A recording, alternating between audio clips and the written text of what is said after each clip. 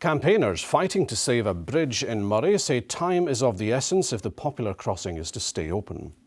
There's a warning that the link at East Beach in Lossiemouth could close in 5 years unless funding is found to repair it. Nicola McCally reports. Recently voted the 4th best beach in Scotland, Lossiemouth'S beauty is a big draw for visitors. But between rust and wear and tear, the means of getting to its East Beach isn't so pretty. The bridge has stood in the town for more than 100 years, but campaigners fighting to save the crossing say the structure's days are numbered unless urgent action is taken. On a day like today, it's easy to see why people make a beeline for the beach. But the Lossiemouth Community Trust says unless an urgent solution is found for the bridge, this area could soon be out of bounds.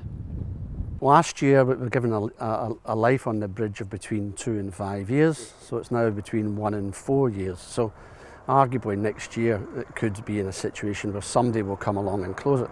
It won't be us, but on health and safety grounds there is a distinct possibility. And I would think certainly within 5 years we won't be allowing the public to cross this bridge. The bridge was crossed more than 40,000 times in the last month alone. The Community Trust has monitored its popularity using a special laser beam counter.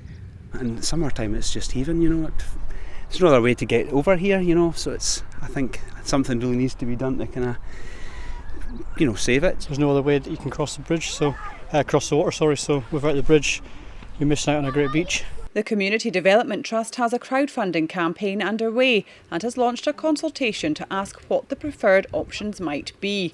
Replace the top structure and strengthen the supports, resite the bridge to another area of the town, or create an entirely new bridge at the existing site.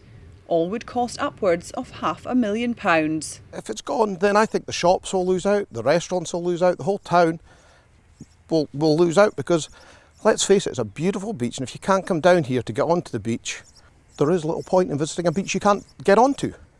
Technically, the bridge has no owner. Moray Council has said it will support the scheme to save it by offering expertise in how to seek funding for the project.